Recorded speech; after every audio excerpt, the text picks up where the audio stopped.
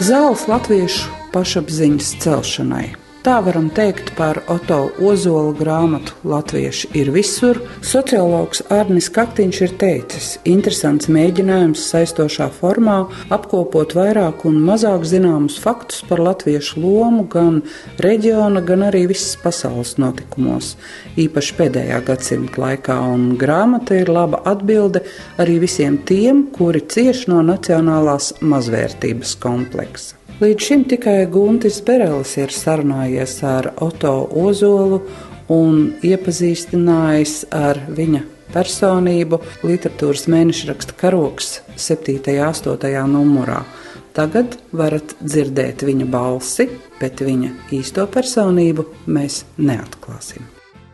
Tas trilleris, un it sevišķi globāls trilleris, tiek uzskatīts par tādu kā modes lietu. Kāda bija tā jūsu motivācija, kad jūs rakstot Latvieši ir visur, izvēlējāties šādu žanru?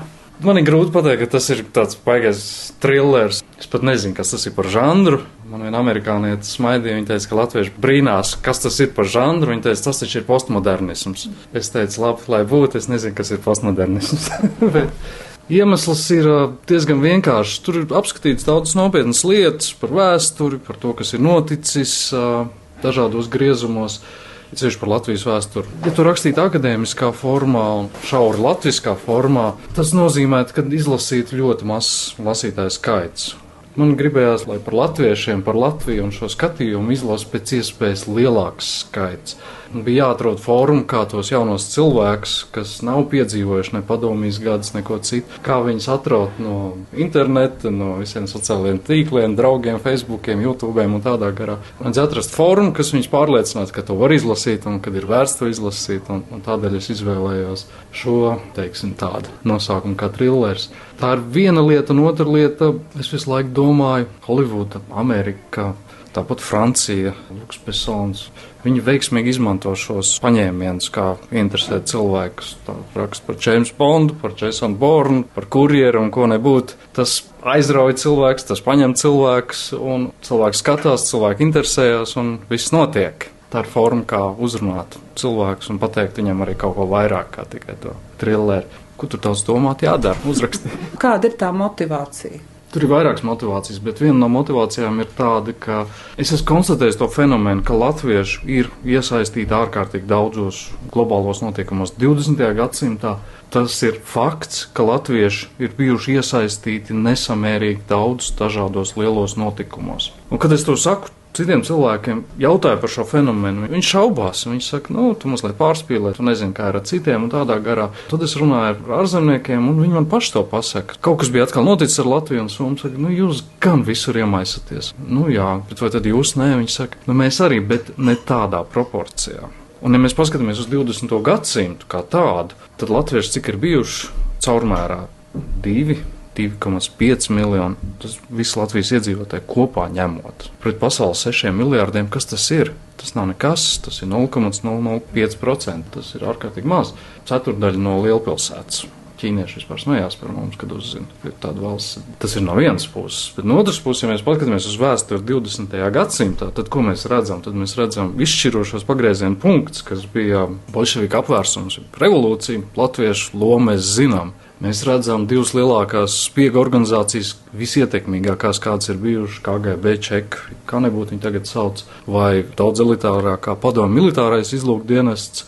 Faktiski šīs organizācijas ir izveidojuši latvieši, un visu pirmskara periodu viņi bija izveidojuši viens no vislielākajiem tīkliem. Tā ir vēl viena lieta, pēc tam, ko mēs redzam pirms kara. Notiek saspēle starp Hitleru un Staļinu. Atkal tur ir latvietis pa vidu, kurš strādā kā sakarnieks. Tālāk mēs redzam 45. gads.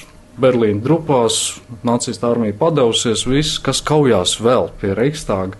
Beidzamajās dienās atkal latviešu leģionāri. Nirnberga mēs skatāmies atkal latvieši. Tiek nozagt atombummas noslēpums, vienu vainīgo noķer, notiesā, ievārs cietumā, bet tur bija otrs vēl vainīgais. Kas izrādās? Latvieta. Spiegu lidmašīnu virs Padomju Savienības notriec, U2 tā saucamo, ieliek pilotu cietumā, viņš tur jūk prātā, viņam piesēdien klāt atkal latvietis, un šādi piemēri ir bezgala. Ja mēs paskatāmies uz to pašu mūziku, jūs zināt, man nav jāstāsta Latvijas Radio 3, ja mēs runājam par visaugstāko līgu, kas ir nopietnējā mūzikā, tur ir vismaz 14 latvieši. Nemaz nerunājot par instrumentālistiem pasaules pasaules labākajos orķestros.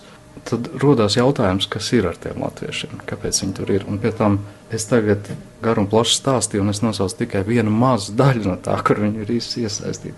Es negribu pateikt, ka latvieši ir kaut kādi tādi vai šitādi baigi īpašie, bet es mēģinu atrast uz atbildi, kā tas tā sanāk, kā tas tā notiek. Un tāpēc ir grāmata. Tāpēc ir grāmata. Es mēģināju to visu salikt kopā, koncentrētā veidā, izmantoju formu, kas ļauj viegli lasīt, kas uzrunā arī jaunākus cilvēkus. Papildus mērķis ir tāds ļoti precīzi aprēķins. Grāmata ir rakstīta tādā formā, ka to varētu lasīt arī cilvēki ārpus Latvijas, arī cilvēki, kas nav latvieši, un arī cilvēki, kas varbūt par Latviju neko nav dzirdējuši. Būtībā jūs tā raksturojat tā kā biznesa plānu, kam vajadzētu doties pasaulē. Es negribētu teikt biznesa plānu, es gribētu teikt, ka tā ir ziņa pasaulē, ka mēs esam te tādi paši latvieši. Un, ja jūs domājat, ka te ir tāda pelēka cilvēciņa no pelēkas postpadomja nostūra, skaudīgi pelēki, kas ēd zirņus un pierādziņus, tad man atbildi tā gluži nav. Šī ir viena ļoti interesanta tauta un nācija. Kas jums pašam rakstot bija sarežģītāk? Jo es saprotu, ka jums iepriekšējās rakstības pieredzes nav, ja ir tomēr. Tā nevarētu teikt, ka nav, ir.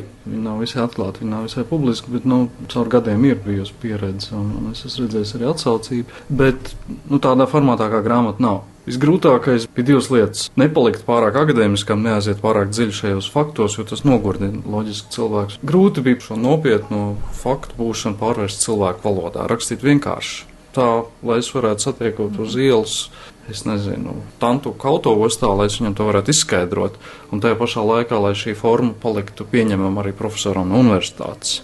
Šeit man ļoti labi palīdzēja Dan Brown Da Vinci kāda pieredze, un pētot visas šīs latviešu zviedru attiecības, bija ārkārtīgi grūti konstatēt, ka mēs šo savus kaimiņus esam stipri pārvērtējuši, ka tā viņa reputācija mums vajadzēja daudz nopietnāk iepriekš apskatīties. Un es gribēju skaidru un gaišu pateikt, kungi, ir kādam par to jāuzņemās atbildība. Un ja jūs sakat, ka jūs paši latvieši bijat nesaprātīgi, tad es saku, ja šeit Latvijā kāds gāzēja grīdā, tad bija kāds, kurš piegādāja degvielu. Un šo degvielu piegādāja zviedri. Un viņi lieliski saprata, kas šeit notiks un ka šeit būs šī katastrofa ekonomiskā. To viņi zināja no sākta gala, bet viņi tik un tā tajā piedalījās.